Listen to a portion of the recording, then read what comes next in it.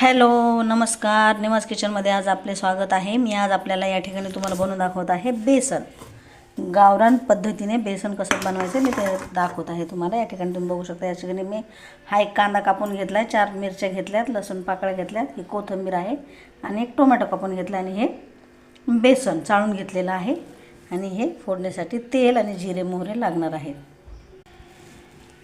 अगोदर हे आपण मिरच्या, लसूण आणि थोडीशी कोथिंबीर आपण हे कुटून घेणार आहोत आणि त्याच्यातच थोडासा मी कुटायला कच्चा कांदा पण टाकत आहे. आता हे आपण मीठ टाकूया याच्यात आणि कुटून घेऊया.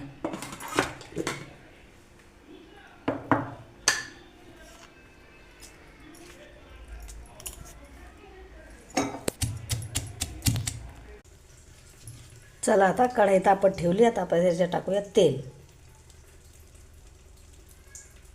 तेल चांगलं तापलं की त्याच्यामध्ये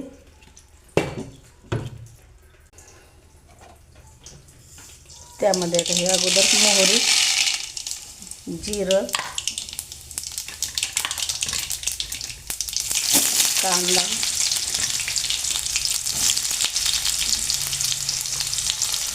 छान परतून घ्यायचं. मी याच्यामध्ये काय करते, थोडेसे शेंगदाणे टाकते. शेंगदाणे खूप छान लागतात. बेसनामध्ये टाकून बघा, खूप छान लागतात शेंगदाणे पण. बघा, कांदा सगळं मस्त छान परतून झाले. याच्यात मी जो हा कुटलेला मसाला आहे तो मसाला तेलामध्ये टाकते. बघा, मसाला छान परतला की त्याच्यात टोमॅटो टाकायचे.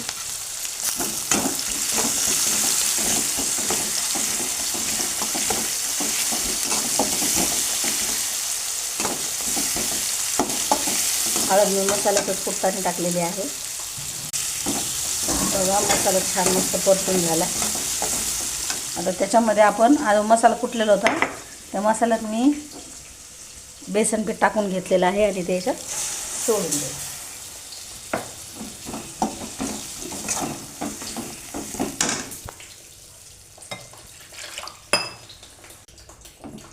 बघा,